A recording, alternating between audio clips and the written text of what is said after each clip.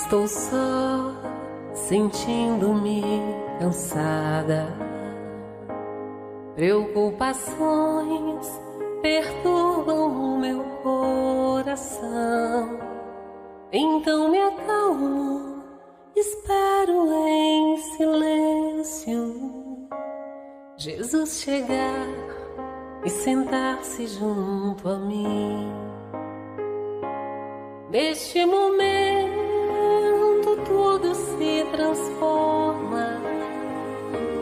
Me sinto forte ao lado dessa luz. É tanto amor, consolo e esperança.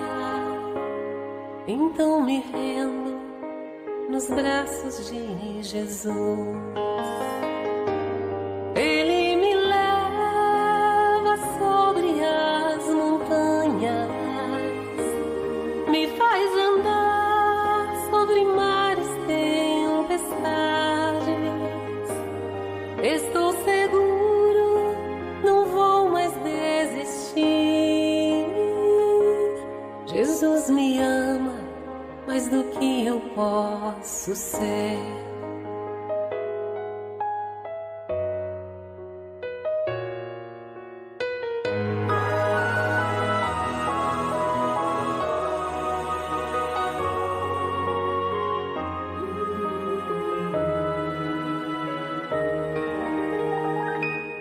Quando estou só, sentindo-me cansada, preocupações perturbam o meu coração.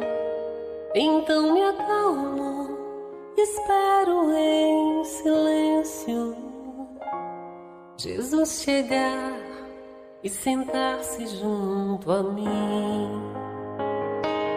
Neste momento tudo se transforma.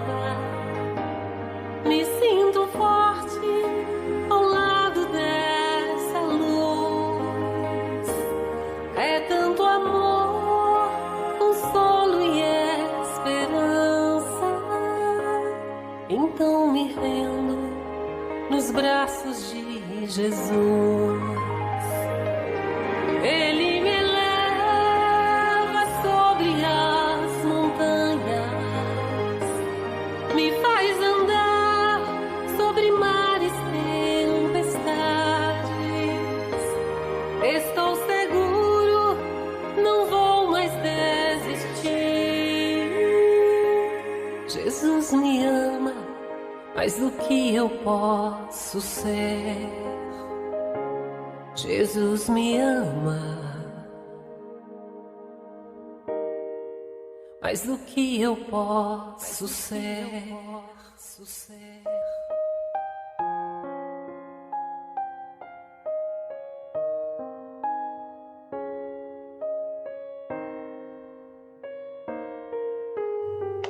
Boa noite a todos, bem-vindo ao nosso Refletindo com Jesus desse domingo.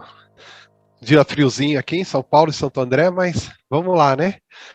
Agradecer a presença de todos vocês que estão aqui com a gente online e os nossos colegas que vão assistir depois na gravação do YouTube.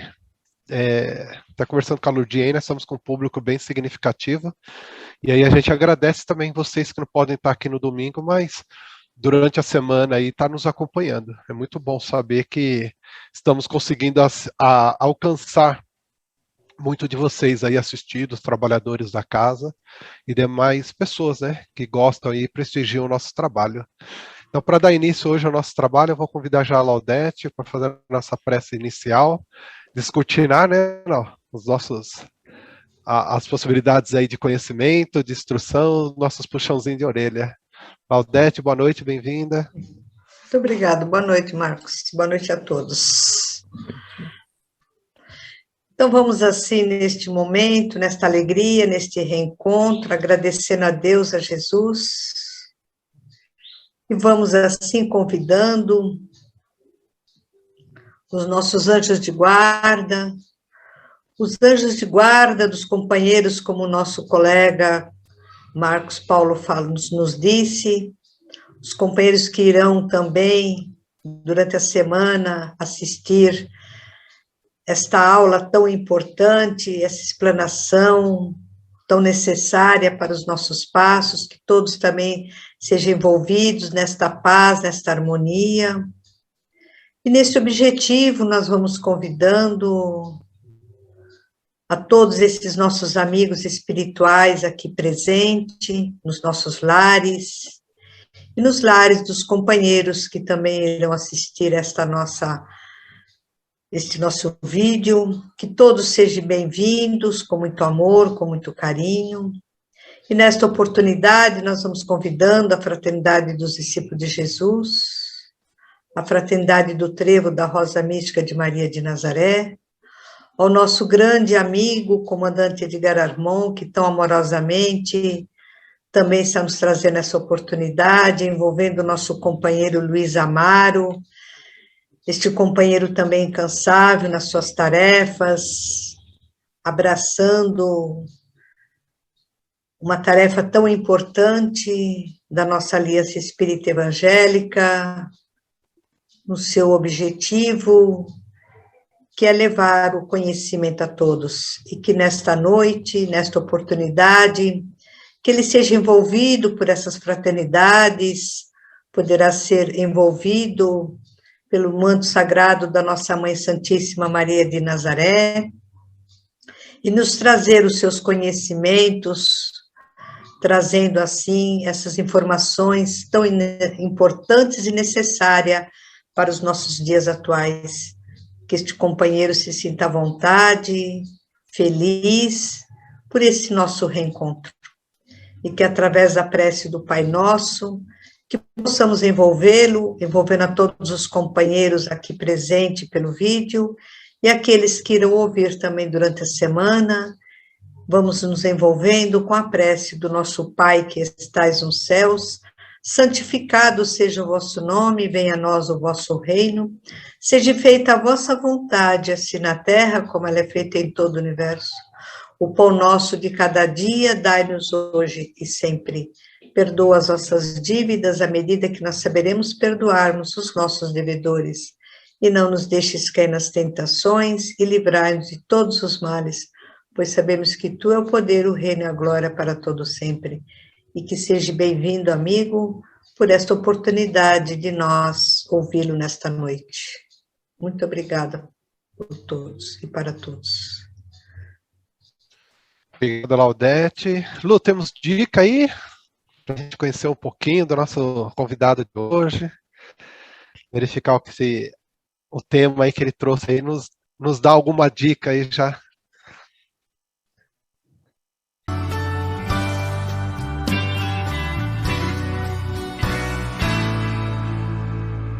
Não é fácil pisar em espinhos, não é fácil pedradas levar. Há momentos que a gente se sente um barquinho à deriva no mar. Nessas horas as forças acabam, até a fé quer desfalecer. Como uma criança de colo, para os braços do Pai quer correr. Dependência, isso é dependência. Reconhecimento que sozinho não poderá vencer. É isso aí. Luiz Amaro, seja bem-vindo ao nosso programa, Luiz. Aproveito a oportunidade para agradecer aí a presença aqui, de nos iluminar a mente nesse domingo friorento, Luiz. Seja bem-vindo. Ai, gente, é um prazer. Eu que agradeço bastante a oportunidade, né, de aprender, e pelo que eu assisti e participei. Nós somos aqui vários expositores juntos formando um vídeo para quem vai assistir depois, na verdade, né?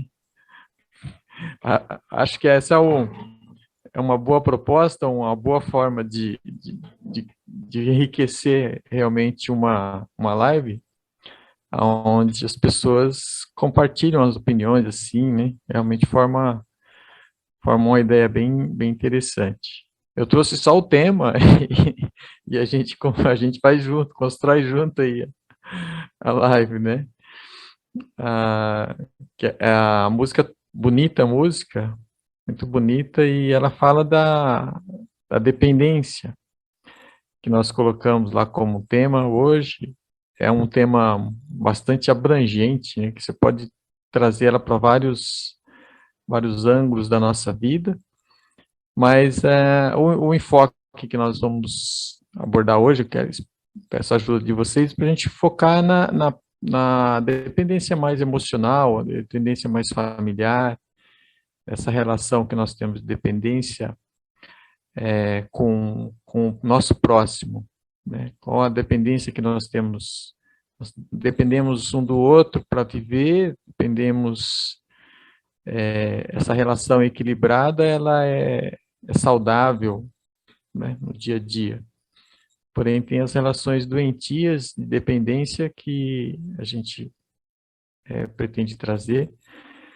A gente sabe de uma dependência, a dependência química muito famosa, muito comentada, conhecida por todos nós, a dependência dos viciados em drogas, que é uma forma de dependência, claro, né? É uma das mais terríveis que tem, mas não foi essa, a princípio, a abordagem que a gente gostaria de estar colocando. Gostar mais da dependência psicológica mesmo, que também é terrível, dependendo do nível que chega, mas a ideia é nós olharmos para nós e vermos como nós nos relacionamos, então, com o mundo e com as pessoas, qual a nossa autocrítica fazemos. Tem uma leitura que eu trouxe aqui para a gente iniciar, para a gente fazer umas reflexões, que é do livro Palavras de Vida Eterna, para nós iniciarmos aqui. É a 92, tema 92, Palavras de Vida Eterna. O título é Solidariedade. Alegrai-vos com os que se alegram e chorai com os que choram. Paulo aos Romanos, no capítulo 12, versículo 15. Atentamos para essa frase, né? Alegrai-vos com os que alegram e chorai com os que choram. Emmanuel traz uma reflexão assim, né? Realmente, na Terra é mais fácil chorar com os que choram. Em muitas circunstâncias, mágoas alheias servem de consolação para as nossas mágoas. Quem carrega fardos enormes, como o que nos estimula a suportar os estorvos mais leves. Num desastre qualquer que nos teria colhido, inclinamo-nos comovidamente para as vítimas, guardando, muitas vezes, a ilusão de que fomos agraciados por Deus, como se a responsabilidade de moratória e empréstimos que nos são concedidos pela misericórdia divina, dentro da lei, que fosse para nós regime de favoritismo e exceção. Ajudar aos que se encontram em provações maiores que as nossas é caridade sublime. No entanto, é forçoso reconhecer que aconselhar paciência aos que choram na posição de superiores tranquilos, é o mesmo que falar à margem de um problema sem estar dentro dele. Com isso, não quero diminuir o valor da beneficência. Sem ela, nossas mãos se fariam garras de usuras e o egoísmo transformaria a terra num manicômio. Desejamos simplesmente afirmar que é mais fácil chorar com os que choram que alegrar-se alguém com os que se alegram. Porquanto, ajudar com o pão ou com a alegria que nos sobram é ato que podemos realizar sem dificuldade. Ao passo que, para regozijar-se com os regozijo dos outros, sem qualquer ponta de inveja ou despeito, é preciso trazermos suficiente amor puro no coração. Refletimos sobre esse texto.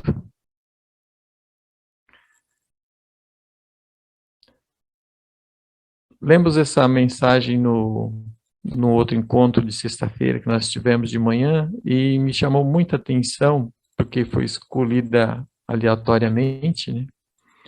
E eu recebi como um aviso para a gente estudar hoje aqui, porque nós, eu estou ousando a colocar vocês na mesma panela, tá?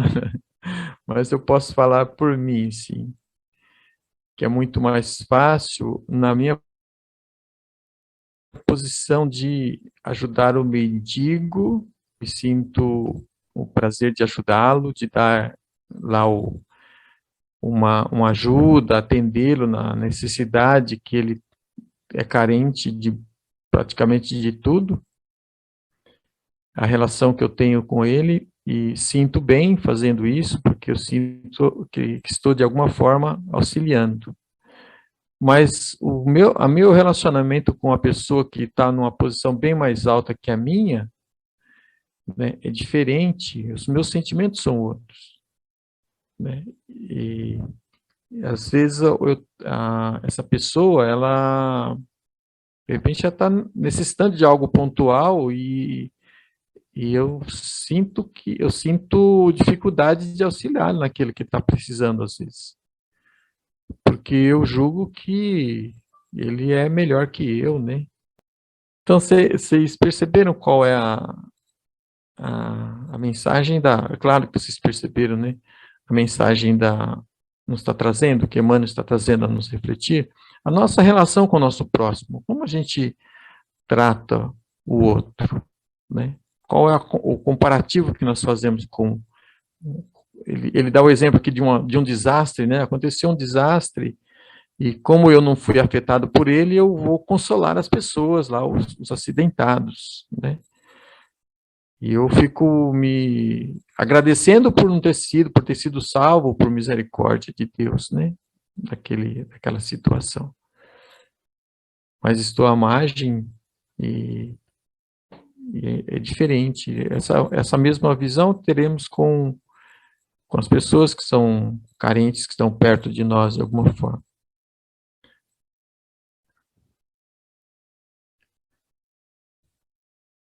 Dá para perceber isso?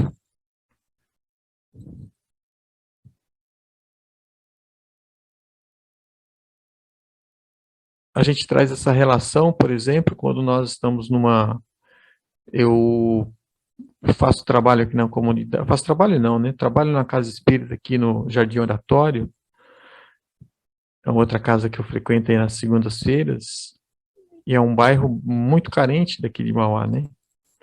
Tem uma carência muito grande socialmente. As pessoas lá são muito amorosas, né? Tem uma relação, mas tem uma carência social muito grande e muita coisa. E é uma relação diferente do público que eu atendo aqui no outro bairro, né? Porque eu levo para lá uma relação de superioridade, sem querer, né? Porque as pessoas que estão lá, elas estão num nível social diferente do meu, e muitas vezes, mas eu também percebo os arredores, as pessoas têm uma relação de que estão lá, de repente, doando uma cesta básica, doando alguma coisa, cria uma relação de dependência que se torna viciosa depois, né? Que aquela coisa não acaba nunca, nós não vamos, se eu continuar me alegrando e me achando que eu já completei a minha tarefa dando uma cesta básica, eu vou passar a minha vida, 20, 30 anos, dando cesta básica e não consegui resolver problema nenhum, né? Só consegui efetivar uma dependência maior. Então é o tema que eu trouxe para hoje, para nós conversarmos, né? Ver o que vocês pensam sobre isso também. É interessante, né? Não, Luiz, é um tema muito complexo, né? Que às vezes, dentro da nossa inferioridade ainda, isso ainda faz parte daqueles seres que habitam planetas como a Terra, que choram com a dor alheia, mas não se rejubila com a alegria do outro. É como se sentíssemos inveja da posição daquele que está no alto, né? E procuramos, de alguma maneira, fazer com que ele desça até o nosso nível, ao invés de subirmos até onde ele se encontra. Seria a filosofia do pigmeu, né? E essa situação que você se referiu, a essa dependência desses nossos irmãos carentes socialmente, essa coisa de ficar suprindo essa necessidade material, se despreocupando um pouco do pão espiritual, é aquela situação, né? Primeiro a barriguinha cheia, né? Primeiro vamos alimentar o corpo, a matéria, e no segundo momento, aí sim, começar a introduzir algo de espiritual. E isso requer muito tempo. Eu lembro que, numa ocasião, o Chico Xavier chegou numa penitenciária com fardos lotados. E todo mundo começou a comentar: Chico, está cheio de Bíblia esses fardos. Não, meus amigos, aqui eu levo cigarros para esses presos. Eles precisam hoje de cigarros, eles têm que fumar. Eles não estão prontos para ter esse conhecimento ainda bíblico, né? Então, olha a coerência. A incoerência para muitos, e quando você se aprofunda, você percebe que uma grande lógica em tudo isso, né? E somos ainda isso. Somos carentes de nos alegrarmos com o sucesso do nosso semelhante, né? Somos ainda deficientes nesse trato para com os valores superiores das virtudes dos nossos amigos, dos nossos companheiros de jornada, como se, de alguma maneira, Deus estivesse falhando conosco, né? E que eles estivessem numa posição privilegiada, a qual eu não tenho acesso naquele instante. Mas sabemos que é uma posição temporária, provisória, que um dia toda essa visão vai ser reconsiderada, reconstruída, e habitaremos mundos compatíveis com nível bem superior a esse que aqui estamos. E eu estava vendo o Paulo de Tarso um desses últimos filmes que ele que se fez, né, da personagem Paulo de Tarso, e ele foi fantástico quando ele fala o seguinte: olha só como nós somos dependentes. Ele fala assim: imaginem todos um mar vasto, aquela coisa infinita de águas. Nos abaixamos, enchemos a nossa mão com essa água, com um punhado de água, retiramos a mão da imensidão do mar, e aos poucos essa água vai se escorrendo pelos nossos dedos. Este é o homem da terra. Ele se contenta com muito pouco. Ele é precário na sua busca. E o reino de Deus, ele continua, estar com Jesus é toda aquela água que sobra do mar. É toda aquela imensidão de recursos, de ferramentas, de conceitos e conhecimento que nós vamos deixando para um outro momento, para outra situação, e ficamos dependentes daquele punhadinho de coisas, não é? Coisas que nos servem para algum momento. E daqui a pouco estamos novamente voltando.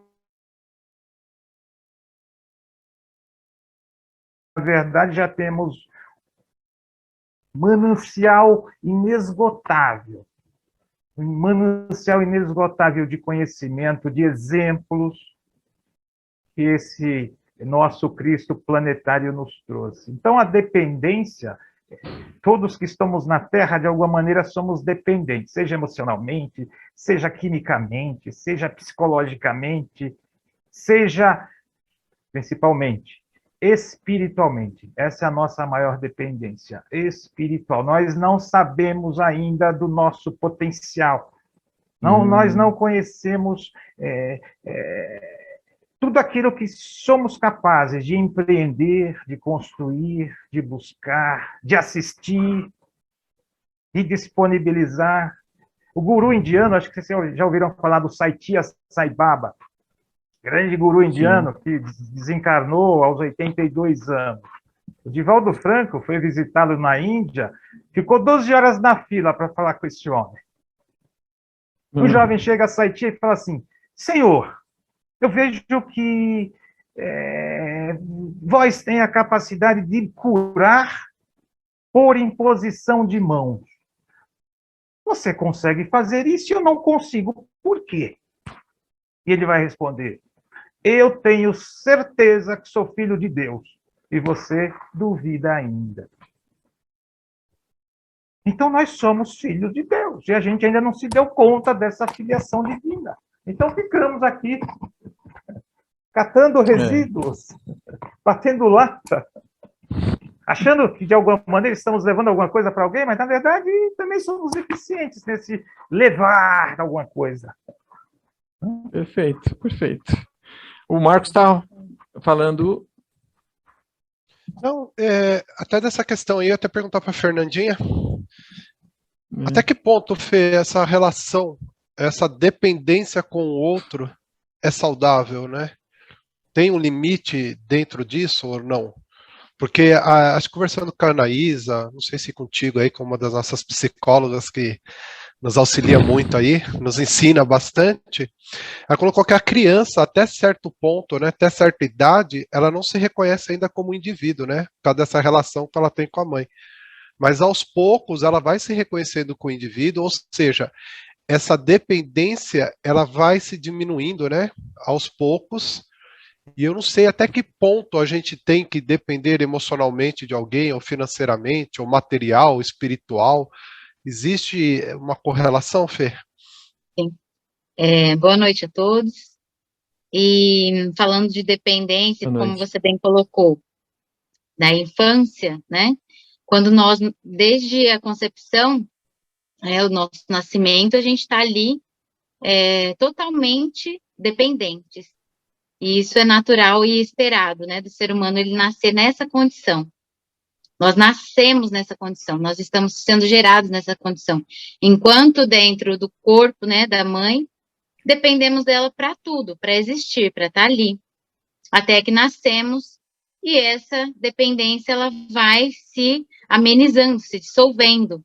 Nós vamos crescendo e desenvolvendo a habilidade de buscar por nós mesmos atender algumas necessidades nossas. É claro, ainda vamos ter dependências uns dos outros e entendendo que nós somos seres sociais. Então, nós vamos estar sempre em contato com familiares, nós temos a necessidade de viver em grupo, nós temos a nossa necessidade de nos sentir pertencentes, queridos, amados, e isso vai seguir com a gente ao longo da nossa vida. Mas também existe um papel ali dos nossos cuidadores, a gente pode colocar aqui, falar os pais, né, a mãe e o pai, mas quem exercer essa função de cuidar de uma criança, ele exerce bem quando ele estimula a autonomia, para que a criança ela vá se desenvolvendo e ela busque por ela mesma atender essas necessidades, né? Então, muitas vezes, por amar, né, de uma forma, de entender o amor de forma diferente, a gente pode pecar e errar na hora de educar as crianças, e acreditando que estamos protegendo, a gente pode fazer por elas aquilo que elas já são capazes de fazer. E aí a gente atrapalha o desenvolvimento dela, acreditando que está fazendo bem. O que seria isso? É quando eu dou a comida na boca quando a criança já é capaz de aprender. Ah, mas ela ainda não consegue, ou se ela for fazer sozinha, ela vai se sujar. Tudo bem que ela se suje, até que ela desenvolva essa habilidade, deixa ela se sujar. Então, ela é capaz já de amarrar o cadarço, deixa que ela amarre. Ela é capaz já de fazer as lições dela, deixa que ela faça. E ela é capaz já de escovar os dentes, deixa que ela escove. Então, e deixando que essa criança, ela tenha autonomia respeitada, valorizada, estimulada, para que ela se sinta capaz. E assim, o adulto vai crescendo e construindo essas características, habilidades, a personalidade dele. Porque alguém confiou nele lá atrás, quando adulto ele confia em si mesmo.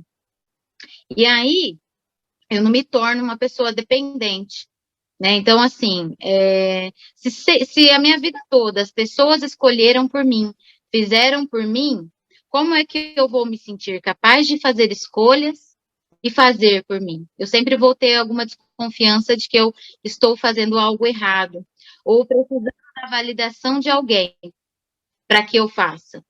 E se eu, ao contrário, fui estimulada lá atrás, sendo respeitada nas minhas escolhas, estimulada para que eu fizesse por mim, eu vou acreditar. E aí eu tendo a depender menos, emocionalmente, financeiramente, porque a minha autonomia, ela foi cultivada, né? Então, eu acredito que é isso. É natural, sim, que a gente queira se sentir amado, que a gente queira estar perto dos nossos, né? Mas isso não tem que ser uma responsabilidade. Muitas vezes você ouve, né? Ah, tal pessoa vai me fazer feliz. E sendo que a responsabilidade é nossa. A gente tem que trazer para nós essa tarefa, do que colocar nas mãos de outra pessoa. As pessoas podem contribuir muito, nos alegrar, contribuir. Os outros acabam sempre contribuindo um pouquinho, né? Com o nosso desenvolvimento, com o nosso crescimento, com a nossa vida, tornando a nossa vida mais alegre. Mas nós temos que entender a nossa capacidade e valorizá-la sempre, né? Como eu posso hoje tornar o meu dia mais alegre? Como que eu posso tornar a minha profissão mais saudável? Se ela não está do meu agrado, o que eu posso fazer para mudar a minha vida? Ao invés de esperar que algo mágico aconteça, que alguém venha, me arrebate, me faça feliz e mude a minha vida. E eu tenho que trazer essa responsabilidade para mim, né? O que eu posso fazer por mim? Nessa da gente se fazer por nós, a gente vai encontrar pessoas que tragam, né, surpresas boas e façam coisas boas por nós. Mas a gente não pode depender e sentar e esperar que isso aconteça como um milagre, né? Obrigado, Fê. Ô, Luiz, Muito a bom. Fernanda foi brilhante, ela trouxe uma frase ali que me chamou muita atenção, né? Quando a gente percebe que tem alguém que depende da gente, até então não está errado, né, Fê? Desde que a gente estimule depois que esse caminhe com os próprios pés. E aí eu vejo, né, sim. depois quero até voltar no Porto ali, que às vezes a gente tem essa questão da cesta básica que você falou, né, do cigarro que o Porto citou. A gente deposita, vai dar cesta básica, ok, mas a gente não estimula a autonomia de que amanhã ou depois ele possa se reerguer para ter condições dele mesmo produzir seu sustento, né? Às vezes até acho que uma questão de doença também, não sei se é doença, Fê pode me corrigir, um desequilíbrio aí também de que eu sinto muito importante quando alguém depende de mim. Então eu gostaria que todo mundo dependesse de mim, porque a minha autoestima fica lá em cima. E essa coisa que a Fernanda falou que é brilhante, né? A gente depende, ok, mas também nós temos que estimular a autodependência, né? Como é que você vê, Luiz? A autonomia. Muito bom, muito bom. Não, foi brilhante. A Fernanda, ela fez um resumo muito, muito bom para nós aqui. É isso mesmo, né? Nós fizemos uma degustação ali da palavra de vida eterna do Emmanuel, né? E é esse caminho que nós gostaríamos de falar, porque a dependência vai estar em tudo quanto é lugar, né? A Fernanda lembrou você também, né, lembrou da criança quando nasce, totalmente independente, é um ciclo que vai se abrindo com o tempo. A criança que é tratada com essa superproteção, é porque os pais doentes carregam isso, porque historicamente eles já foram também adestrados ali, treinados para se fechar numa abóboda, né? Proteger o filho do mundo, que o mundo é muito agressivo, então sempre envolve o filho, olha, cuidado com fulano, cuidado com o molequinho lá, cuidado com o outro. Então, essa superproteção é um problema dos pais, na verdade, né? Os pais já, historicamente, já foram criados dessa forma, então vem de uma herança para isso. O mundo, aí o filho cresce com aquela ideia que o pai ensinou, né? O mundo realmente é muito agressivo, então vai criar essa insegurança muito grande.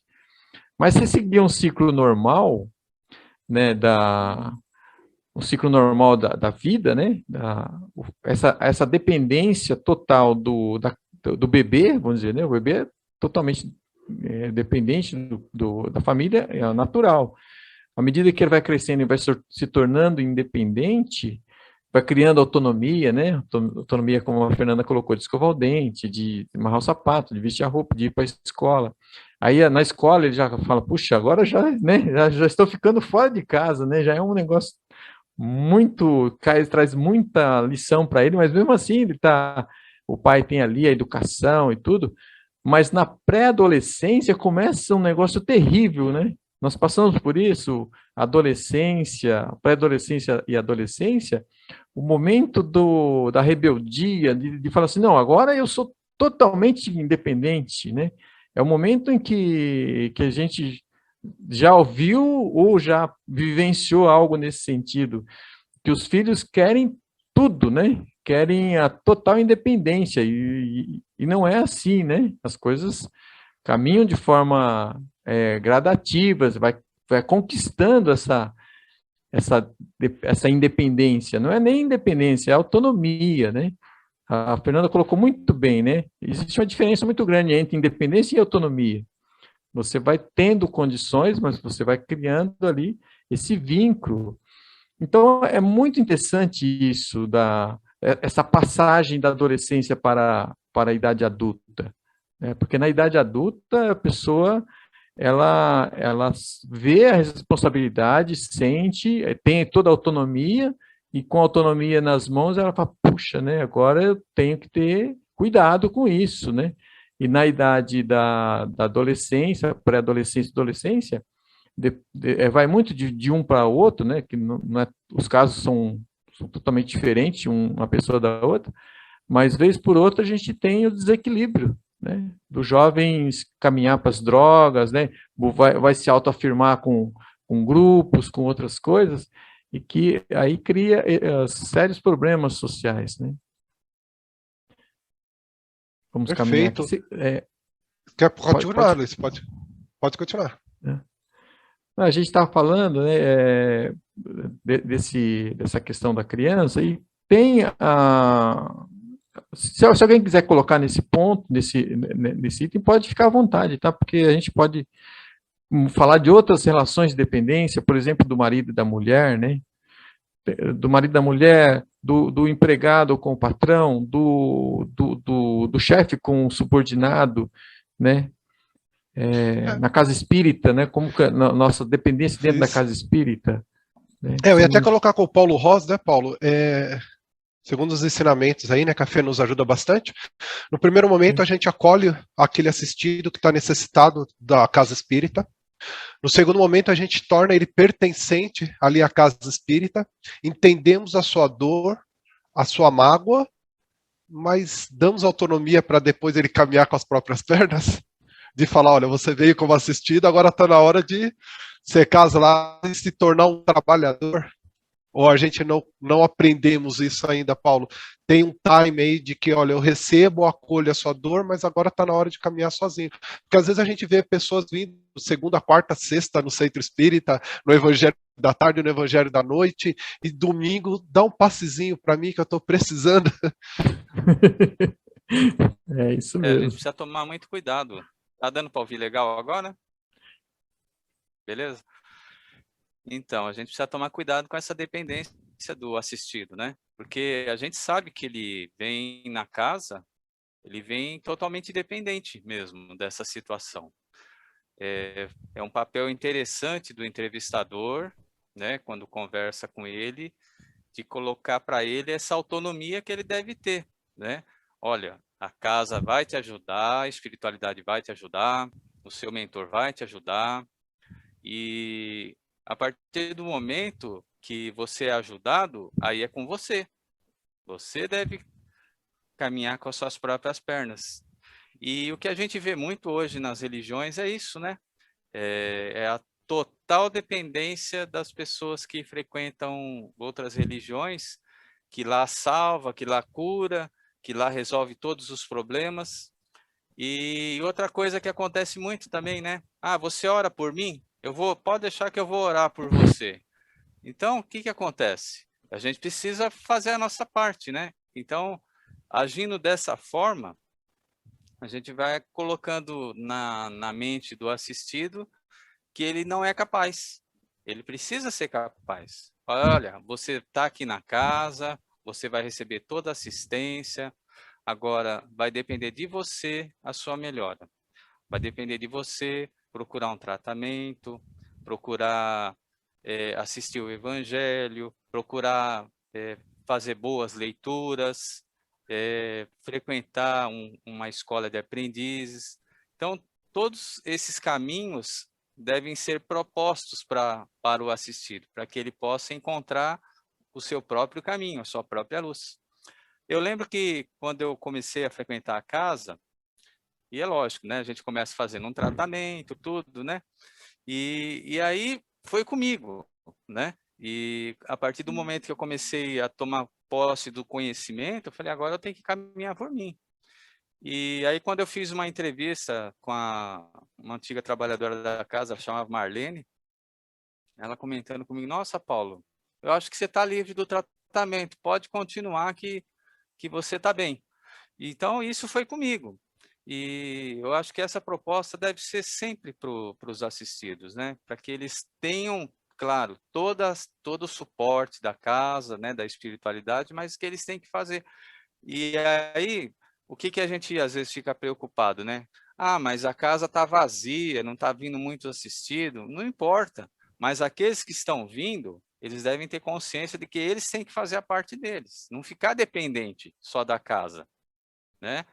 Porque o que a gente vê dentro da escola de aprendiz do Evangelho, depois que a gente passa para a fraternidade dos discípulos de Jesus, agora é com você, meu amigo. Então, a casa fez um trabalho com você, agora é com você, fora da casa, no seu lar, no trabalho, na rua, com as pessoas necessitadas, né? E um ponto interessante, Luiz, que você está colocando aí, que eu estava até refletindo agora, não me lembro exatamente a obra que existe essa mensagem do Emmanuel, que fala sobre o interesse pessoal. Então, ele fala nessa mensagem que coisa rara é uma pessoa ter totalmente o desinteresse pessoal.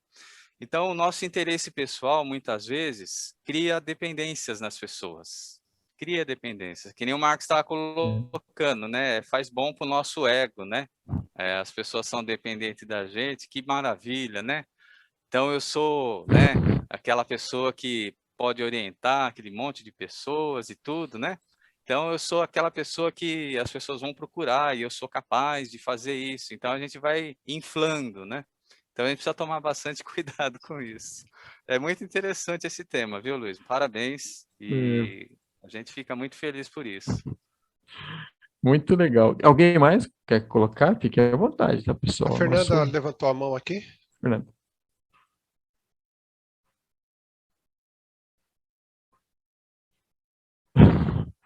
Pronto. O Luiz falou de ampliando mais a questão da dependência para outras relações, né? Pode ser com um relacionamento amoroso, ou num relacionamento de trabalho, ou até mesmo para quem parte para as drogas, né? Então, e assim, vocês comentaram a questão da pessoa depender muito ali do acolhimento, né, do centro. Então, é aqui que eu me sinto acolhido, é aqui que eu me sinto pertencente e seguro. Então, eu quero sempre voltar e estar aqui.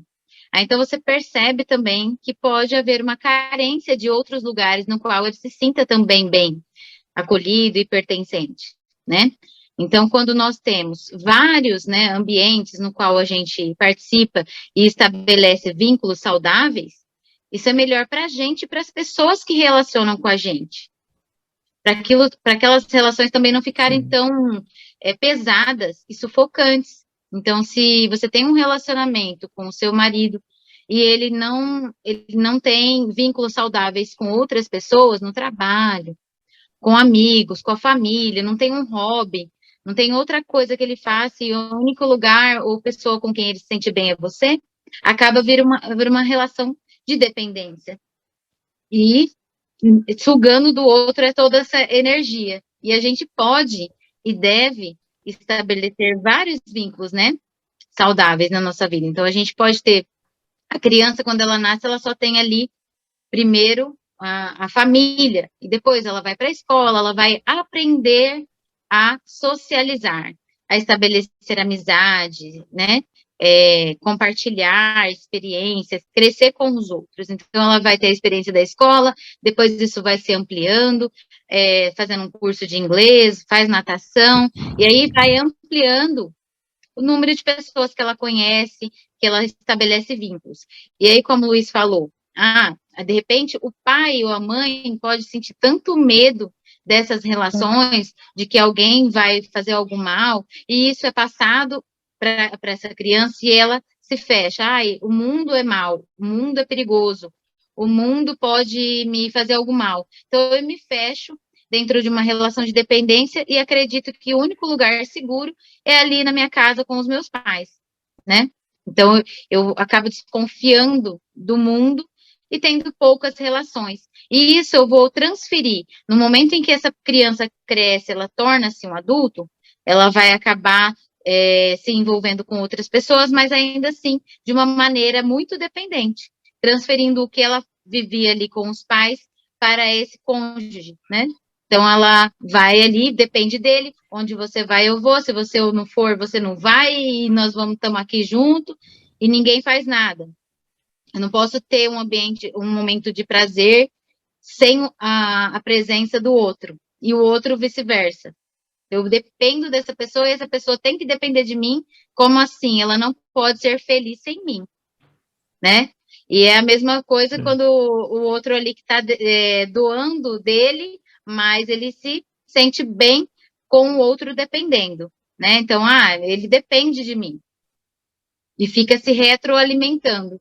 Na relação também de uma relação doentia de dependência, também se vê isso. Então, às vezes, ou a esposa faz tudo pelo marido, ou vice-versa, e ainda vem aquelas frases, né? O que seria de você sem mim?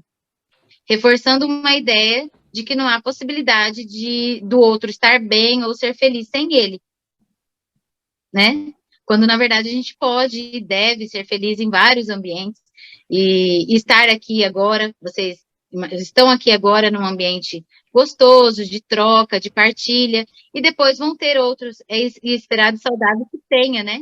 Então, eu tenho um momento com a minha família, o meu trabalho, no meu estudo, qualquer outro lugar que a gente vá, que a gente se sinta bem, acolhido e crescendo com o outro.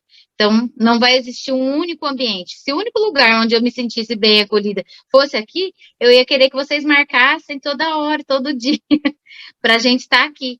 Mas a gente tendo outros, não fica pesado para nenhuma relação, não fica tóxico, não fica uma dependência emocional. Perfeito, Fê. Ô Luiz, a gente consegue identificar quando está nessa relação de dependência, ou seja, na condição de necessitado, ou é uma coisa meio que inconsciente aí? Como é que você vê isso? É difícil, né, de perceber. Isso é muito difícil, porque quem é o dependente, ele acho que estão 3 estágios bem definidos com relação a qualquer problema que nós temos, né? Qualquer dificuldade que temos, qualquer vício, defeito. O primeiro é inconsciência, né?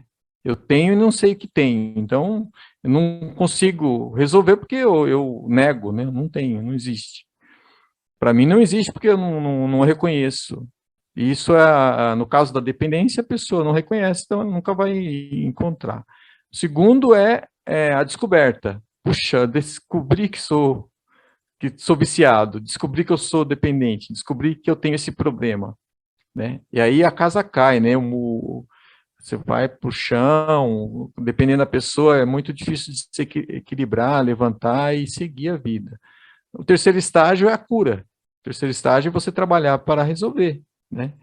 Inconsciência, consciência e a busca de conquistar a liberdade, né? Daquilo que você está sofrendo. Isso serve para todas as coisas, né? Na vida. O vício é a mesma coisa. Você pega uma pessoa viciada, dependência química, ele nega até o fim. Enquanto ele não se reconhecer que ele é um viciado, ele não vai achar cura, né? Não vai procurar cura. No momento que ele se ele acha, puxa, né, eu realmente sou um viciado, né? E aí ele vai para o fundo do poço e ele busca saída. Perfeito. Lurdinha, conte para nós. Onde ou em que está sua dependência, Lu? Não esconde.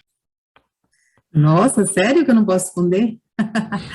Ai, Marcos, eu tenho uma historinha para contar sobre dependência bem doida. Eu tive uma pessoa na família que foi mãe muito jovem. E eu, embora ainda era muito jovem também, mas eu era um pouquinho mais cabeça, não sei. Então, eu ajudei essa pessoa a criar os 2 filhos.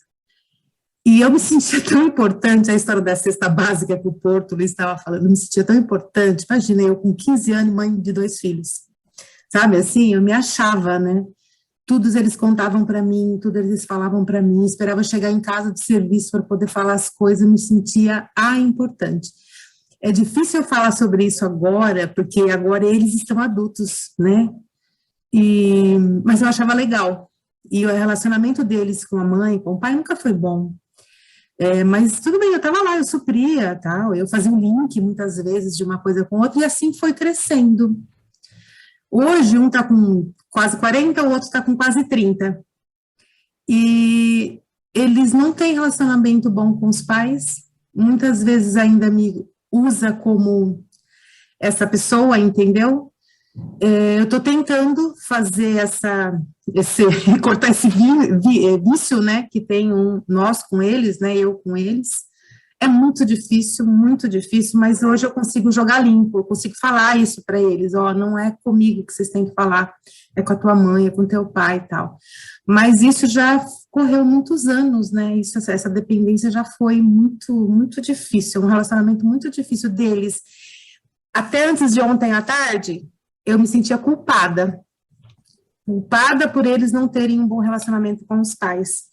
Hoje eu já não me culpo mais, porque eu também era uma criança na época, entendeu? Uma jovem, 15 anos, quando eles nasceram, e eu fiz o meu melhor, que eu achava que era melhor. Eu devia ter linkado mais a mãe e o pai com eles, mas eu acho que do meu jeito eu tentei fazer, mas não deu muito certo. Hoje que eles estão conseguindo fazer um pouco mais essa relação. No meio disso tudo nasceu a minha filha. E aí já era minha, né? E aí a Fernanda falando, eu identifiquei muito, porque a minha filha era aquela que escovava o dente sozinha, que colocava roupa sozinha, que comia sozinha, que o primeiro dia que foi levar na escola, ela virou as costas, entrou na escola, nem sabia quem estava lá no portão, ela não tinha, ela assim, tudo aquilo que eu fiz com esses meus parentes, eu assim, tipo assim, eu já tinha feito, ela não tinha esse vínculo comigo, eu não precisava mais desse papel, entendeu? Ela é muito independente desde sempre, desde pequena, não precisa de mim. Então, Marcos, esse assunto de dependência, eu tenho que pegar aquele negocinho assim, sabe, bater, porque eu não fui bem. Eu não fui boa nisso, mas eu acho que Deus me deu um presente, que foi minha filha, que não é uma pessoa dependente, que eu acabei me ligando nas coisas que eu fiz de errado. Então, errei, mas estamos aqui aprendendo todos os santos dias. Esse é meu depoimento totalmente pessoal. O programa é esse, né, Luiz? É refletir, né? E quando a gente pode refletir sobre nós e não sobre o outro. É quando a gente, aquela coisa, né, da relação de sucesso comigo mesmo. Poxa, antigamente eu fazia isso, hoje eu já não faço. né, para mim é sucesso. E não ficar se martirizando, Lu. É que nem você falou, você não era nem o fato de ser uma criança de 15 anos, uma adolescente de 15 anos. Era o fato de que você não tinha informação. Porque hoje, uma adolescente de 15, 16, 17 anos, talvez tenha muito mais informação do que nós tivemos no passado. E hoje eles têm a questão da evangelização, tem a mocidade, eles têm grupos que pelo menos eu não tinha na minha época para a gente poder discutir, para poder analisar uma situação. Então, não vamos se sentir culpados. Acho que o programa ele traz essa proposta, né? Eu fico até muito feliz quando a Fernanda está aí, o Porto, o pessoal, porque a gente vai dividindo um pouco para a psicologia, para a religião, vai levando para a ciência, vai trazendo para a filosofia, e se sentir culpado não é a natureza aqui desse programa, né, não, Luiz? Você tocou no ponto central, e a Lourdinha também. Eu digo mais, assim, abrindo um pouco mais do que você comentou, não é a idade, né? Não é eu chegar aos 50, 60 anos e falar assim, pô, minha vida foi uma derrota. Nós fizemos o máximo que a gente conseguiu fazer naquele momento com as ferramentas que a gente tinha. Não importa que momento da vida, se é 30, 40, 50 anos, né? Eu dei o meu máximo. A gente sempre faz as escolhas, as melhores escolhas com o que nós temos. Entendeu? Não tem erro dessa forma de enxergar o mundo. Somos todos aprendizes. Né? Ninguém decide fazer uma coisa errada, assim, não, eu quero me martirizar e vou entrar nesse buraco aqui e vou me machucar. Não, você faz um estudo, você analisa, pega tudo que você tem de experiência e decide ali. Pode ser a decisão mais errada do mundo, mas é aquilo que você viu que era melhor naquele instante. Então, a culpa não pode existir, realmente. E o conhecimento é tão amplo hoje, né, Luiz? Eu vou até contar uma coisinha meio fora de contexto, né? A gente reformando o banheiro aqui, a gente tinha que quebrar ali a parte, colocamos o piso. Na hora de pôr o ralo, eu falei, como é que a gente vai pôr o ralo? Como é que faz o buraquinho para pôr o negócio do ralo? E aí, conversa daqui, conversa aqui, entramos no YouTube falava, olha, tem uma serra-copo de diamante que você põe ali no piso, serra o copo ali direitinho, põe o piso e depois põe o ralo. Luiz, com a serra-copo, com a instrução do YouTube, a gente colocou o ralo está perfeito, altamente profissional. Então, se eu não tenho condições de comprar a ferramenta, se eu não tenho condições de ter acesso a uma informação, óbvio que a gente vai fazer errado da nossa maneira até a coisa dar certo. A gente dá mais volta. Hoje em dia, que eu falei, né? Trazendo uma Fernanda que é psicóloga, tendo nossos amigos aqui trazendo essas oportunidades de conhecimento, quem ouviu o programa hoje e está vivendo essa relação de dependência, vai pelo menos ter um start de falar, peraí, primeiro, eu sou o que depende ou o que estou fornecendo essa dependência? E aí, o que eu posso fazer diferente? É a dependência com remédio. Eu vou ficar tomando remédio até quanto? É melhor, de repente, eu fazer um exercício físico, me alimentar melhor, que nem a Ivani tinha que tomar 50, 100 aí de remédio aí para pressão. Começou a fazer academia, fazer alimentação, cortou quase para 25. Então, nós temos hoje, através de orientações, como romper esse vínculo com a dependência. E aí eu não vou nem entrar nessa palavra aqui para a Fernanda não ter que fazer um programa específico para a gente de falar de dependência e simbiose, né, Fê? Quando já virou essa dependência, vira uma simbiose, né? A gente vai passando informações à medida que a gente tem a oportunidade, né? Antes de voltar ali para o Luiz, eu queria ouvir o Rogerinho, nosso expositor aí também, né, Rogério? Dar aula é muito bom, né, João? Dar palestras é muito bom, mas melhor ainda é quando a gente consegue ensinar aqueles que estão assistindo a pegar um livro e estudar também, né? Que é o autoconhecimento, né? E não ficar só, estou esperando aí a aula da semana que vem para que alguém venha me ensinar alguma coisa. Falar, não, você também tem que pegar obras, né? Tanto que o nosso centro espírita, por menor que seja, sempre tem ali meia dúzia de livros, a 50 livros, para vender, para emprestar, para doar, porque a autoinstrução ainda é muito forte, né? E tem muita gente que às vezes tem essa dependência, né? Eu só vou conseguir aprender se alguém vier aqui na frente montar uma aula, se montar uma palestra, porque eu pegar um livro e estudar eu não consigo. Como é que você vê isso, Rogério? Boa noite, bem-vindo. Rapaz, muito boa noite aí. Boa noite. É um prazer estar aqui com esse querido, estimado amigo irmão Luiz Amaro, Marcos Paulo. Muito bom interagir com vocês aqui. E Essa questão, nossa, você colocou muito bem, viu, Marcos? Essa questão, às vezes, de você expor a aula, trazer alguns conhecimentos, mas trazer principalmente as reflexões. E, às vezes, os próprios alunos, eles querem descortinar tudo naquela aula, porque ele não teve chance, em aulas anteriores, às vezes, de perguntar por receio, por alguma insegurança, e, às vezes, até por viver numa zona de conforto, de comodismo. Porque, às vezes, a gente pergunta, dependendo a uma aula que você vai realizar, por exemplo, que nem essas aulas mais complexas, evolução nos diferentes reinos, essa coisa da mônada. Aí você chega assim e fala assim, todos leram a aula, aí praticamente quase que ninguém leu. Então, aí fica difícil, porque vai dar vazão a perguntas, às vezes, que não são pertinentes para o objetivo da aula, né? Mas, de forma alguma, a gente vai tentar, de alguma forma, elucidar as pessoas, né? E eu vejo isso também, muita dependência. E, às vezes, você sugere algumas literaturas mesmo, para que a pessoa possa ver e aguçar ela para poder ler, para poder entender. E não deixar tudo na mão, né, da pessoa.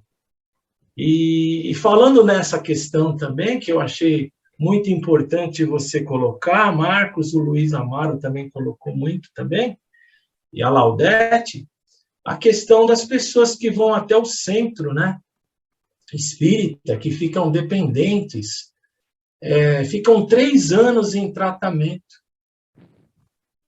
E aí passa por entrevistas e mais entrevistas, passa 4 semanas ali fazendo tratamento, aí tem que voltar novamente. Então ela se sente acolhida, ela se sente protegida. E aí você sugere, você sugestiona aquela pessoa a fazer uma escola de aprendizes do Evangelho,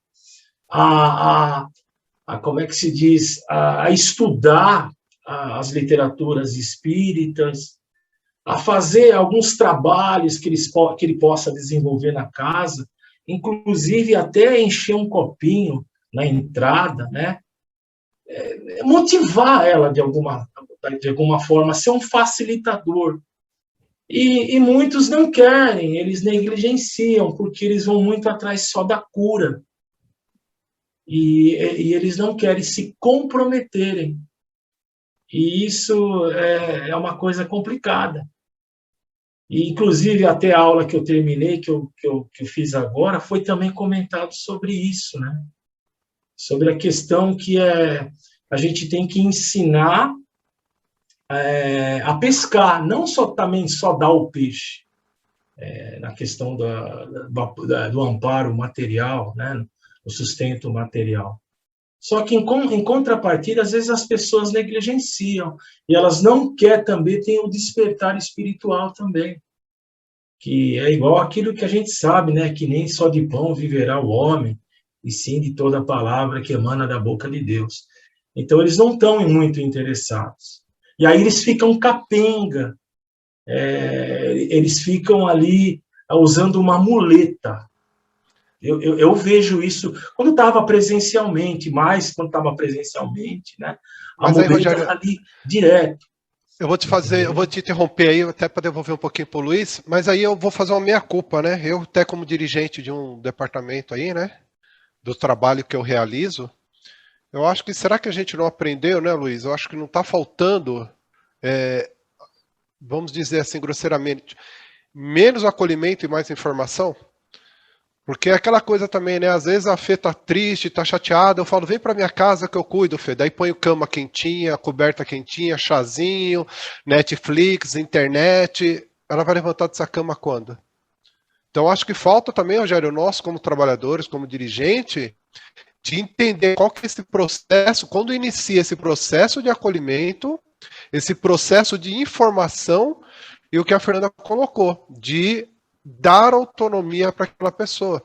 Porque a pessoa que vem doente, a pessoa que vem em busca de um tratamento, em tese ela não está em condições ainda de caminhar com as próprias pernas. Então cabe nós, trabalhadores, entender qual que é o time que eu recepciono, né? E qual que é o momento que eu falo, olha, você já está pronta para caminhar com as próprias pernas. Né? Por isso que até conversando ontem, passamos a tarde toda aí conversando com o José Porto, aí, meu mentor aí de trabalho, na reunião das 11 horas ali, conversando com a Laudete, o quanto hoje é importante a gente trazer um pouco dessa questão da ciência para o centro espírita. Hoje eu não vejo, por exemplo, o Departamento da Infância e Juventude funcionar sem uma psicóloga e um pedagogo. Eu não vejo como. Não dá mais, porque eu preciso da figura do psicólogo para entender melhor aquela criança, o adolescente, a família. Eu preciso do pedagogo para planejar melhor as nossas aulas, planejar melhor como aquela informação chega ou está sendo absorvida por uma criança. Então, às vezes, eu acho que a pessoa que vem buscar tratamento, ela está no papel dela. Eu estou com dor, eu preciso de alguém para aliviar a minha dor. Só que eu acolho tanto, eu dou tanto carinho, tanto amor, e aí talvez o centro espírita ainda tenha essa necessidade, quando eu falo centro espírita, nós estamos falando de pessoas, de se sentir importante lidando com aquela pessoa. Ah, não, ela precisa de mim, eu vou ficar 3, 4 anos tratando ela, eu estou tratando alguém. E ainda não entendemos que o tratar também é libertar, né? Aquela coisa de quem ama liberta. Então, olha, eu te tratei, eu te recepcionei, agora você pode caminhar sozinho. Porque senão a gente nunca vai ficar sempre nessa questão, né?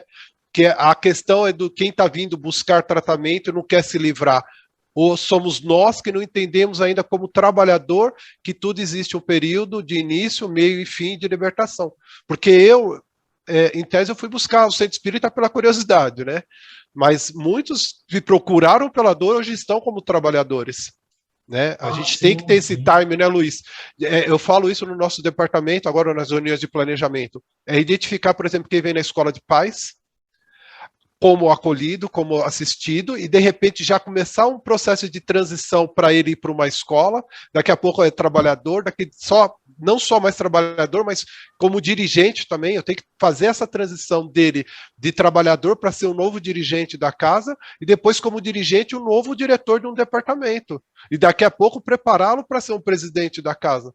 Porque senão daqui a pouco o José Porto está com 90 anos, o Paulo Rossi está com 150, estão ainda como diretores da casa e não dão espaço para mais ninguém. Então, essa transição ainda, eu acho que falta, né, que nós chamamos nas empresas de gestão de pessoa na questão da sucessão.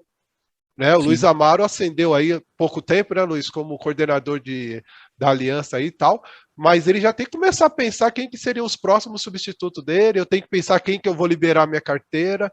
Como é que você vê, Luiz? Estamos ainda falhando nessa questão de como trabalhador? Porque a gente coloca muita questão no outro, né? Mas a gente também não faz a meia-culpa de olhar para nós mesmos, né? Nesse aspecto, você falou a palavra-chave, é o timer, é saber o momento exato de cada coisa. Agora, uma coisa que é superior a isso é o acolhimento que você falou. O acolhimento, ele cabe em todo lugar. Acolher a pessoa, não importa se ele é trabalhador de 20 anos, 30 anos, tem que ser acolhido, né? Tem que ser carinhoso com ele, tem que ser tratado com toda a irmandade que nós temos. Isso não causa dependência, né? O que causa dependência, por exemplo, se você elogia exagerado, você fica elogiando a pessoa toda, então ela vai chegar uma hora que ela precisa de elogio para que ela funcione, né? Ela aprendeu isso desde a infância, o pai elogia, chega uma hora que ninguém elogia, e fala, puxa, né, tá fazendo alguma coisa errada. As coisas desequilibradas, mas o acolhimento fraterno, ele é uma coisa que precisa em nós. Agora, uma coisa que faz o inverso disso, que às vezes eu me deparo, é o pessoal fazendo justamente o inverso. Na hora de mostrar um Jesus Consolador, mostra o Jesus Redentor. Né? Na hora de mostrar o Jesus de braços abertos, mostra o Jesus que está falando a verdade para a pessoa lá, de uma forma bem direta. Então, acontece isso, não é sempre, né? Mas acontece. Às vezes você está num evangelho de salão, onde o assistido pode, né? Acontece de estar vindo pela primeira vez, não conhece a doutrina espírita, não sabe nada, você fala, você nasceu no mundo porque boa coisa você não é, né? Você está sofrendo porque você é culpado. Então, a linguagem, muitas vezes, no tratamento de quem está precisando de um Jesus consolador, às vezes ela não é momento de informar, é momento de consolar. Então, é necessário que a gente descubra o timer certo, né? O momento certo de envolver. Daqui a pouco ele vai estar fortalecido, ele vai encontrar esse caminho lá na escola, no curso básico, onde for, ele vai, puxa, então é por isso que eu estou, né? E as nossas verdades, são nossas verdades, né? Elas precisam ser... A verdade, ela não, é como se diz, a verdade é uma pedra preciosa, se você tacar na pessoa, machuca, né? Se você colocar com carinho, vai dar o seu valor, né? Então, realmente isso precisa ser olhado com carinho e saber o momento certo. Só uma coisinha, Luiz. Eu só levei para um lado, assim, que estava comentando, né? Que eu trabalhei nas frentes de trabalho para distribuir cesta básica, eu quis dizer só nesse aspecto, tá? Não, tranquilo, Luiz. Que muitas vezes as pessoas vêm com aquele anseio só de pegar a cesta básica e ir embora com a cesta básica e mais nada. Aí até uma mulher falou assim uma vez para mim, pô, mas eu tenho que ouvir tudo isso para poder receber um pacote de arroz? Eu ouvi esse tipo de coisa, né? Então a gente tem que ter esse timer que o próprio Luiz Amaro, esse tempo de maturação. E mais ainda, Rogério, o que nós falamos com essa mulher para ela prestar isso? Então, Léo, eu sei, aí você poderia, porque a gente faz previamente o evangelho para depois ceder a cesta básica, ceder o alimento, né? E acontece também no evangelho de salão também, para explicar para a pessoa, igual acho que o Porto até comentou comigo sobre isso, que o evangelho é, no mínimo, 85% do caminho da cura. O restante é subsequente, os trabalhos dentro das câmeras. Porque a pessoa ali, ela pode tomar um rumo e ela pode encontrar esse caminho. Só que ela, às vezes, não quer se comprometer. É nesse sentido. Aí eu falei, aí vai usando como amuleta por muito tempo. Entendeu? Rogério, isso, é nesse sentido, tá? Sim, mas aí cai naquilo que o Porto acabou de falar, né? É Chico Xavier levando cigarro para a presidiária e não o evangelho. A gente tem que entender se ele está no momento da aprendizado, porque às vezes o cara que está indo lá buscar comida, ele está com fome. E essa fome é material. Aí que tem o timer de o que eu vou dizer para ele, como eu vou falar para ele para que aquilo faça sentido. Entendeu? Eu mesmo vou pro cinema, eu não quero ver propaganda, eu quero ver o filme, eu quero comer a pipoca. Porto, eu ia até te chamar, quando a gente fez aquela estatística da Casa Espírita de Garamond, né? 10 câmeras de atendimento, 300 pessoas atendidas em um mês, 500 pessoas e não sei o quê. Isso é positivo para nós como centro ou é negativo porque a gente não está sabendo libertar essas pessoas? Então, aí a questão é a seguinte: trabalhar com o ser humano, cada ser traz um universo dentro de si. Cada um tem o seu momento para florescer. E nós temos que oferecer essas condições. Fertilidade, de umidade, enfim, para que essa semente, e ainda somos todos nós, possa desabrochar.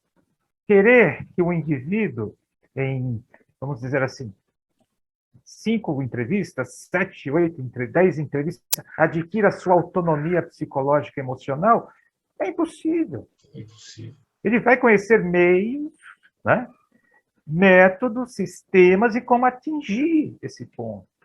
A autossuficiência é ele buscar essas ferramentas. A questão do nosso público de cesta básica. Eles querem comer. Eu acho que nas próximas 3 encarnações esse povo quer comer. Eles não querem saber de religião. E a gente conhece muito bem quanto maior tempo permanecemos na matéria, mais vamos despertando a nossa essência espiritual. Nós estamos falando das nossas crianças que têm lares, que têm educação, que têm uma caminha quente para dormir. Esse pessoal de cesta básica não tem nada. São jovens de 19 anos, com 5 filhos, 4 filhos, 3 filhos para criar, e querem encher a barriga. Então, cada um tem um perfil, cada um merece uma atenção diferente. E levar essas ferramentas, utilizando-se dessa visão panorâmica mais ampla, é muito complexo, né? É quase impossível. Mas temos que fazer a nossa parte, sem dúvida alguma, porque todo esse público que hoje tem acesso a todas essas informações estão no caminho, mas tem muita gente que não tem acesso a nada. E se tem, ainda não sabe filtrar, ainda não sabe valorizar aquilo que está chegando. Então, é um momento de transição, como todos nós sabemos, tem de tudo aqui na Terra, todos os níveis que a gente possa imaginar, e diante desses variados níveis, variadas filosofias, variadas religiões, variados sistemas, até que um dia vamos nos reencontrar em um mesmo, que seria o padrão universal. Mas estamos caminhando, estamos tentando fazer alguma coisa. Isso é importante. Nós estamos preocupados com a felicidade do nosso semelhante. Isso é muito importante. Não é isso? É um grande passo nessa direção, sem dúvida. Porque a questão do aprendizado de tudo, né, Luiz? Tem até um momento também, né? O evangelho é importante para a gente sabe o quanto ele beneficia, a gente sabe da importância tal. Aí a gente quer empurrar a goela abaixo. Não, aquela pessoa que ela precisar do evangelho, quando ela se conscientizar do evangelho, aí ela vai olhar na plaquinha e vai ver que o evangelho é de segunda, quarta e sábado, de manhã e tarde, aí ela vai lá. Porque se ela não estiver lá, ainda aqueles que estão indo ainda não estão ainda, né? Aí às vezes a gente coloca, né, Porto, Luiz, uns expositores enjoados, que gostam de um vocabulário mais rebuscado. Aí aquela pessoa de pouca informação olha e fala, nossa, esse espiritismo é muito difícil, eu vou embora. Eu não entendi nada. Então a gente tem que ter a sensibilidade também de, às vezes, falar de uma maneira clara, tranquila, para que chegue no outro. E aí quando ele estiver na escola, aí a gente fala num português mais rebuscado, quando estiver no curso de média, então a gente deita, né? Fala um espiritizês aí de um jeito que vai ser lindo e maravilhoso. Mas a gente tem que entender também qual é o momento daquela pessoa, qual é o momento de acolhimento. Às vezes na entrevista você não precisa nem falar nada, só abraça a pessoa e está tudo certo. E aí às vezes a gente na entrevista quer falar mais do que ouvir. Então por isso que a gente fala, precisamos de técnicos, os psicólogos, para nos orientar quando falar, quando abraçar, quando interromper, se não deve interromper. Eu lembro da Vera Porto mesmo, foi fazer uma entrevista com criança, ela ficou desesperada, que ela falava, né, Porto, como é que eu vou entrevistar uma criança, como é que eu vou fazer? O Porto fala, criança é igual um adulto, dá atenção, dá carinho. Aí ela encheu de bicho, de urso de pelúcia, um monte de coisa atrás, a criança entrou, olhou aqueles ursão, se encantou com o urso, pronto, ela já ganhou a criança. E aí foi conversando. Então, há maneiras e maneiras da gente acender as pessoas. A forma que eu converso com a Fernanda não é a mesma que eu converso com a Lourdinha, não é a forma que eu converso com o Paulo Ross. Então, nesse primeiro momento, nós temos que entender quem somos nós, qual é o nosso papel e qual é a relação do outro. E sempre, hoje ele está dependente de mim, mas eu vou ter que criar caminhos para a autonomia dele. Hoje ele vem e fala, eu escuto. Amanhã ele vem e fala, eu escuto. Amanhã ele vem e fala, eu falo um pouquinho. Daqui a pouco eu começo a orientar e a hora que ele estiver pronto eu vejo se eu mando ele embora do tratamento, se eu convido para um curso básico, se eu convido para uma preleção, né? Temos que saber o time. E qual que é esse time, Rogério? Eu também não sei. Eu estou aí tentando descobrir qual que é o time. Espero a Deus aí que o Luiz ilumine a nossa mente aí para... Qual que é o time, Luiz? Alguém quer comentar aí? A gente pode ficar. Fala aí, Luiz. Fala aí para nós, Luiz. Qual que é o time? Fê, lá no seu consultório, como psicóloga, chega o Marcos Paulo lá, você já bate o olho e fala, esse precisa de 5 sessões, eu libero? Ou como que você cria essa relação de não ter dependência dela? Fala, doutora Fernanda, hoje está 35ª consulta e eu não estou pronta para ir embora. Aqui. Cada pessoa é única, né? Não tem como você olhar para a cara, nada vem estampado. Ah, olhei para a cara da pessoa, sei quem ela é, o que ela pensa, e em quanto tempo esse problema pode ser resolvido. Eu tenho as fórmulas mágicas que vão resolver todos os problemas dessa pessoa. Seria maravilhoso se existisse algum profissional capacitado para fazer isso, né?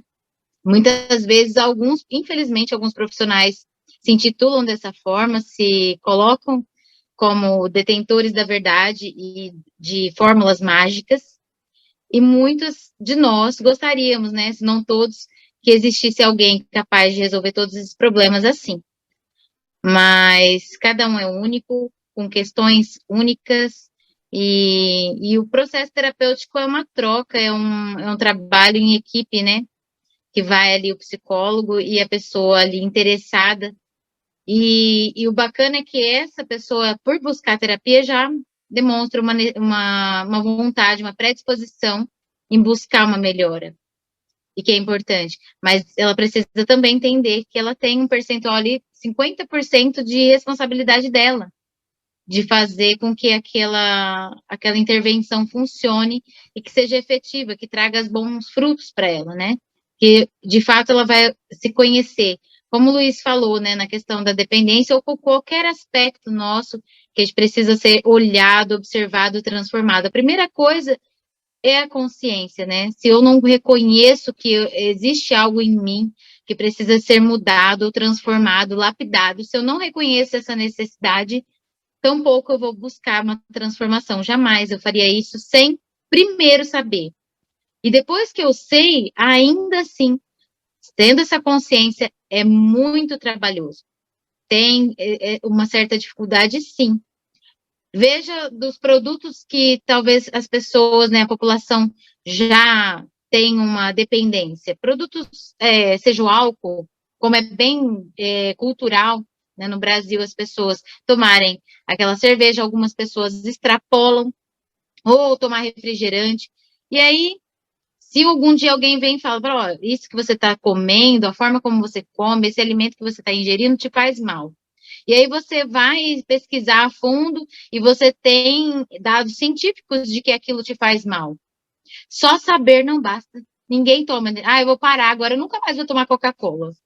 Ah, eu vou fazer academia porque eu sei que exercício faz bem e já foi me comprovado cientificamente, o médico já me falou, então eu vou fazer. A gente sabe que não é bem assim. Mas o mínimo é a consciência. Primeiro a gente ter essa consciência de que precisa transformar. E se hoje eu olhei para mim e percebi que existe alguma dependência, como isso foi construído, é importante a gente saber olhar para trás. Nossa, foi construído dessa forma, mas não com o intuito da gente se culpar, como vocês já falaram, mas com o intuito da gente olhar e o que eu posso fazer nesse momento. E agora, parafraseando o nosso querido Chico, né? Ninguém pode voltar atrás e fazer um novo começo, mas qualquer um pode agora, né? Fazer um novo, começar de novo, fazer uma nova história, né? Construir um novo final. Então, eu não sei se foi exatamente essas palavras, mas a ideia é isso. A gente não pode mudar nosso passado, não tem por que a gente ficar se punindo, como vocês mesmo falaram, a gente fez o que acreditava ser melhor, com as informações que tínhamos, com as habilidades que tínhamos, mas a gente não precisa continuar da mesma maneira se agora a gente tem novas informações. Fê, você falou uma coisa que eu achei interessante, é olhar, observar e transformar o outro. A nós mesmos, né? Transformar o outro a gente não consegue. É olhar, observar e transformar. Isso. Olha, fantástico. Perfeito. Luiz, considerações finais? Ô, rapaz, tem muito assunto ainda aqui, né? Ixi! Engatilhado aqui, nossa, que prazer enorme estar aqui, aprender com vocês, tem muita coisa para a gente caminhar, mas assim, eu vou caminhar para o final aqui da coisa, eu deixei aqui para a gente fazer consideração no final, deu uma palavrinha que chama interdependente, né? O que vem a ser interdependente? Todos nós, né, caminhamos para a interdependência. Interdependência é a relação do século XXI, né? do milênio, vamos dizer assim. Nós termos algo, ter autonomia, mas saber que o outro depende de nós. Nós vivemos em sociedade, a gente depende um do outro. Depende do motorista de ônibus, do táxi, depende do cabeleireiro, do dentista, do médico. Nós dependemos um dos outros para a sociedade caminhar, né? Então, o indivíduo trabalhou 30 anos na empresa, ele era o primeiro funcionário da empresa, era a coluna mestra, era o cara que resolvia todos os problemas. Porém, a empresa mandou... A empresa faliu? Não, a empresa não faliu, ela conseguiu manter e continuar a sua vida. A pessoa desencarnou? Não, também, ele foi viver a vida. Há vida além da empresa, há vida além daquele funcionário. Então, existia uma relação de dependência ali, de trabalho, mas isso serve para tudo na nossa vida. Essa interdependência de nós sabermos que existe uma relação de ajuda mútuas, mas que em algum momento a gente precisa trabalhar ali para que o todo funcione, né? Essa relação de interdependência com a sociedade é fazer o todo funcionar, dar a nossa contribuição, né? Fazer com que a coisa caminha. A gente estava falando da dependência, né? Porque normalmente a dependência ela tem uma relação muito ligada ao pessimismo, à negatividade e ao caminho mais fácil, né? Ao caminho mais fácil. A de falar, puxa, se eu não consigo fazer, pronto, eu já resolvi 90% da questão. Porque quando eu falo que eu não consigo, eu sou incapaz, eu já não preciso falar mais nada, que todo mundo já vê que eu sou incapaz. Eu não preciso provar mais nada para ninguém, porque a minha incapacidade já ficou estampada. Agora, se eu assumo o compromisso, se eu assumo que eu posso vencer o vício, por exemplo, né, eu estou assumindo perante as pessoas, aí eu preciso provar que eu sou capaz, né? Assumir que sou capaz, assumir que eu sou útil, né, que eu consigo fazer, isso é algo de muita coragem, de muita ousadia a ter, às vezes, né? Porque, ou então eu passo por mentiroso, né? Falou que você era capaz e não está cumprindo o que você falou, né? Então, isso é muito importante, né? Para a gente levar adiante, levar como lição de casa, né? Não querer ser mentiroso, assumir tudo, mas ter uma relação séria comigo mesmo, né? Olhar para dentro e falar, olha, eu preciso melhorar, eu sei que eu preciso fazer isso aqui, não consigo agora, mas eu vou colocar aqui no meu raio de ação para que o mais breve possível eu ataco esse ponto aqui para eu melhorar. Então, eu agradeço muito a oportunidade, sei que nós já estamos passando da hora aqui, né? Já foi para 37 minutos, mas assim, gratificado, viu, pela oportunidade e pelas trocas, pelas experiências, por todos os comentários, e foi gratificante ouvi-los aqui também, viu? Muito obrigado. É bom porque a gente lava a alma, né, Lu? A gente começa a rever aí conceitos e aspectos, e o passar da hora aqui, Luiz, não é negativo quando a gente vê que todo mundo que entrou está aqui. Então, você vê que o tema é realmente interessante, o assunto é um assunto que pode ser abordado ainda mais umas 2, 3 vezes, porque a gente não falou de vários aspectos, né? Tanto que da dependência química nós temos 3 métodos, né, de ajuda, né? Quando é o voluntário, quando a pessoa se entende que necessita de uma ajuda, o involuntário, quando ele não enxerga, mas a família e amigos podem enxergar, ou às vezes o compulsório, que é determinação judicial, a qual vê que a pessoa está lesando a própria vida e não tem consciência de si e nem tem alguém para ajudar, né? Então, é fantástico, Luiz. Eu acho que esses assuntos aqui nos engrandecem bastante. Como a gente disse, tem um público que vai poder assistir essa semana. E tudo isso daqui, mais à frente, a gente vai estar utilizando em alguns aspectos de aula. Eu mesmo vivo revendo algumas aulas, alguns conceitos, vou anotando aqui, utilizo nas minhas aulas, e isso só tem a nos tornar mais maduro, né, para situações futuras que nós vamos ter que tomar. Quando a gente tiver, após que os trabalhadores aqui tiverem uma entrevista, De olhar aquela pessoa hoje que está no 5º tratamento, 3º tratamento, não julgar mais, falar, não, peraí, como eu posso me melhorar aqui para ajudar o outro, né? E não pôr só a culpa no outro. É a terceirização da culpa, né, Porto? Terceirização das nossas culpas. Eu agradeço, viu, Luiz? Seja bem-vindo aí nas outras oportunidades aí, que se tiver outro tema para nos apresentar, para nos presentear, fica à vontade para trazer. Obrigado. E, Ludinha, quem é a nossa escala aí para fazer o encerramento hoje? É a Fernanda? Vem na agenda. Pode ser a Fernanda, pode ser o Porto, pode ser o Paulo Ross. Quem é que se habilita? Deixa eu ver. Roda a caneta. Roda a caneta. Paulo Ross? Então, gente, eu agradeço aí imensamente a oportunidade que nós tivemos aqui hoje, eu sou muito grato. Às vezes as pessoas falam, o programa é maravilhoso, eu falo, o programa são vocês, né?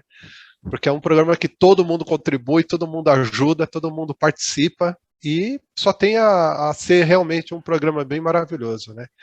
Então, agradeço, boa semana a todos, e Paulo Ross, por gentileza.